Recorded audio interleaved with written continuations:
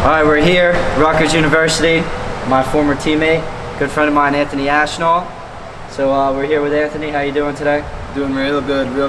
Training. We had a lift this morning. We got a practice coming up at 3. So we're in the grind of preseason right now, just getting ready to have a great year as a team. And for me, just looking forward to a little comeback season. I had a year off coming back from injury, so I'm excited to perform.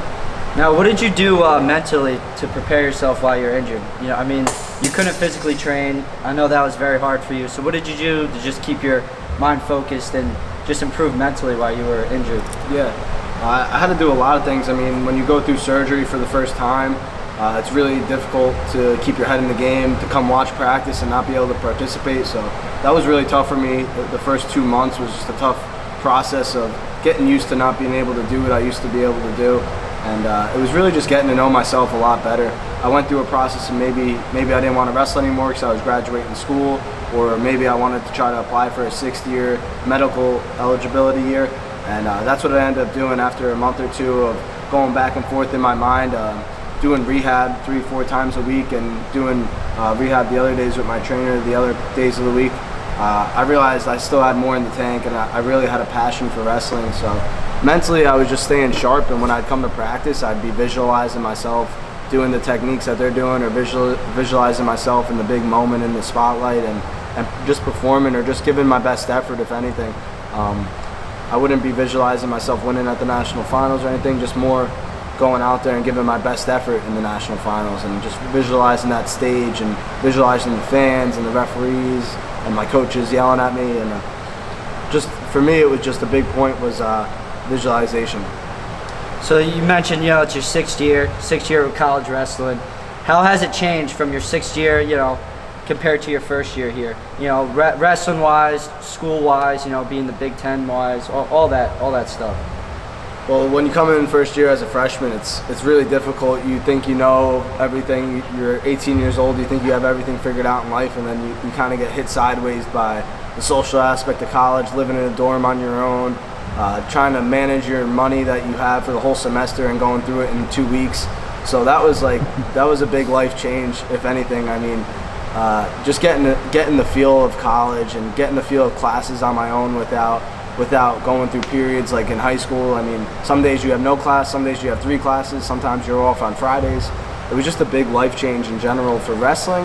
I think I worked as hard as I possibly could every time I came in the wrestling room, every time I came to the lift.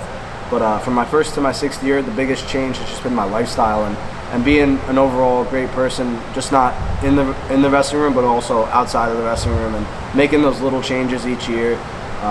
Whether it be like cutting things out of my life or putting some things into my life, it's just a lot of it's been a mental process that I've been through from year to year. And I'd say going into my 6th year of college, I have a huge advantage over some of these younger guys just because of that. Because I went through the ups and downs. I know my body, I know how my mind works, and I know what's going to work for me, what's not going to work for me. Yeah, it's definitely a big advantage having a lot of years under my belt. So, you know, when you've been seasoned in wrestling, there's a saying, you know, you got to train smarter, not harder, especially your 6th year. How have you been training smarter? How have your training techniques changed? Yeah, the biggest part is I'm not scared to take a day off here and there.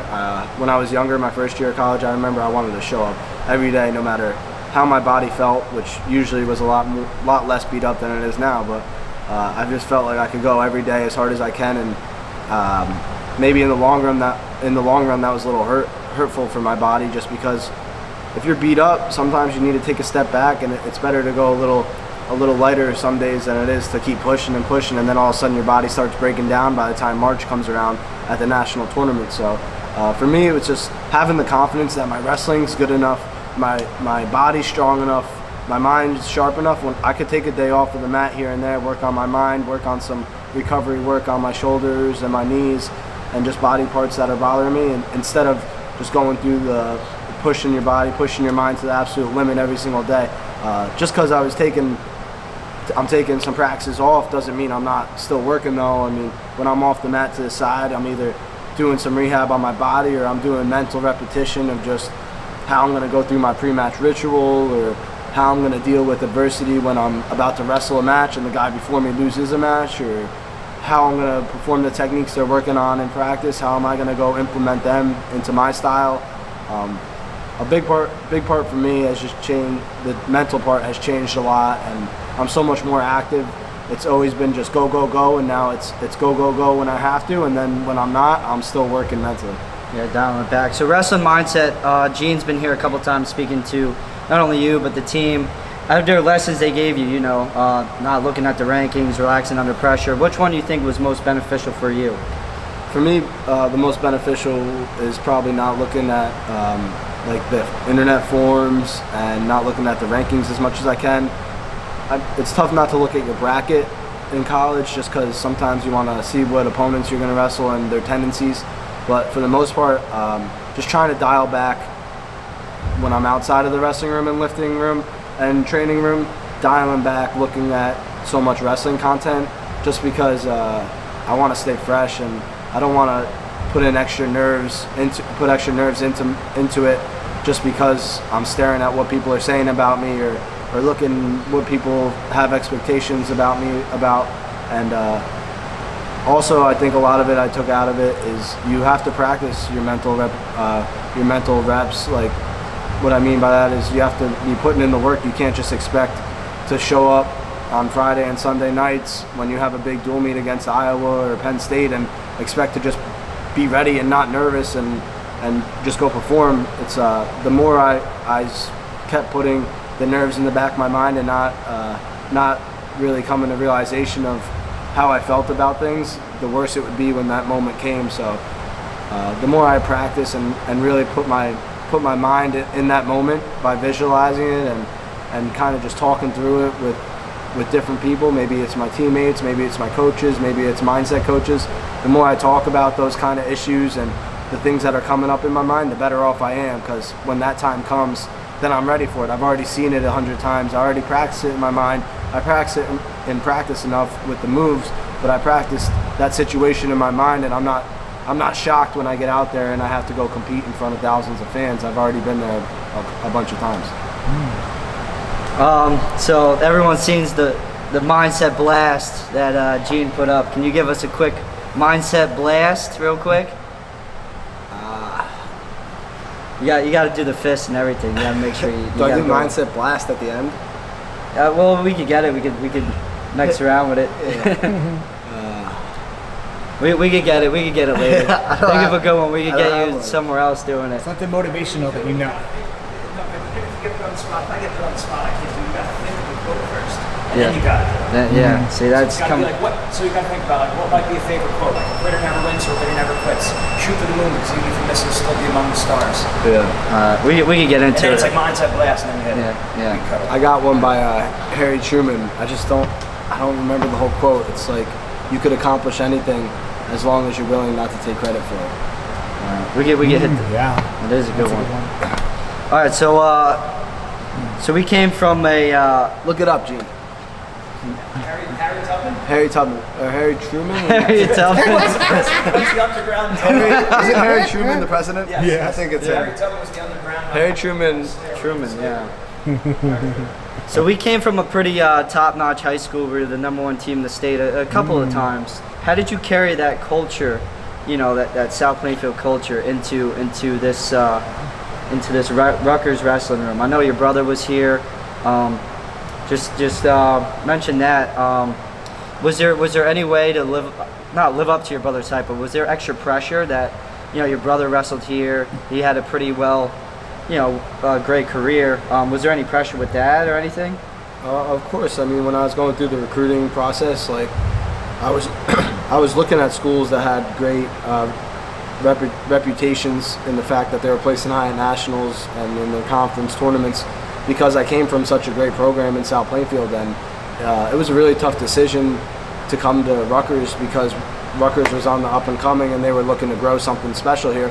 But at the end of the day, I had like three or four teammates that came along with me from South Plainfield to Rutgers, so that made it pretty easy to come with my brother coaching here and having teammates from the same year, the same high school. It's like we grew up as friends and we got to go compete in college together, and that was really special. The culture at Rutgers, when I first got here, though, it was not the same as coming from South Plainfield. We were just building and molding that culture of being one unit, not having like different cliques on the team. So we were trying to get rid of all that and trying to implement kind of like what we had at South Plainfield, just being one unit, attacking that one goal together, and everything we do is as one. Friends on the mat, friends off the mat, and we communicate. And now I'm really happy to say, by my 6th year here, it's like the culture is totally different, just like it was when we were in high school. It's like everyone's one unit. We're hanging out not only in the locker room, but we're hanging out at each other's houses, and we're going out to eat together, and we're just talking about different things, gossiping about everything, social life, girls, like what people did the night before, or like anything that normal teenage college kids talk about. Now this team is a unit. We're all together with the coaches. We're honest with each other. We hold each other accountable, and it's important because when you're good friends and you're holding each other accountable, and you don't have to rely on the coaches to hold each other accountable. If one guy goes down, the whole team's going to go down. If one guy goes up, the whole team goes up. So it's like everybody's moving as one, and that's extremely important to me, and I'm happy because I feel like that was one of my goals when I first came to school here. I wanted that to happen, and I wanted Rutgers to be a national powerhouse. So to see that we're now top 10 in the country, we're preseason ranked 14th, but we finished 11th in the country last year, and when I first got here, we were finishing in the 30s in the country. So it's been a consistent climb, and that's really exciting to see, knowing that I had the choice to go to some schools that were already established, like Penn State's, Michigan's, Oklahoma State's, and I decided to turn them down and come build something really special here. And I think a lot went along with it, not just me, but one of my goals was to start something special, and I think the group that I came in with, a couple of the guys from South Plainfield, we really started that off, and it's really taken off from there. So what kind of advice could you give an incoming freshman, wrestling here at Rutgers? What's some solid advice you could give them? Just be open, don't be stubborn. If someone tells you a bit of advice or something that they think that's going to make you better, just take it in, take everything in, listen to it, because it's most likely coming from a person that's been there and probably made that mistake or made that wrong decision and is just trying to help you out. I remember going back to my freshman year, just a lot of times it would go in one ear and out the other. Like I knew what the whole world had to offer me, and I knew everything, and I had this perfect plan. But no matter what you think's gonna happen, things are gonna change, and there's gonna be ups, there's gonna be downs. So you just got to take it for what it is. If someone older than you, or if I'm talking to a freshman as a 6th-year guy and I'm telling you something, it's probably because I've been there and I just want to help you out and get through that situation a little better. So when it's all said and done, when it's all finished, because it comes to an end, what do you want Anthony Ashnault to be known for? I want to be known for just being a humble, hardworking kid, left it all on the mat. I came from South Plainfield. I want that to be known. Just being homegrown in New Jersey, I kept my roots close. I stayed with my family. I stayed with my friends. You don't have to go far from where you live to make something special for college. Just like what we're doing with the football team right now, we're trying to keep these recruits at home, and I want to be just known for that, known for making that commitment to the Rutgers program and trying to make it a special thing here. Awesome, thanks, appreciate it. Appreciate your time. Thanks. Nice job, man. All right, now I have some of those.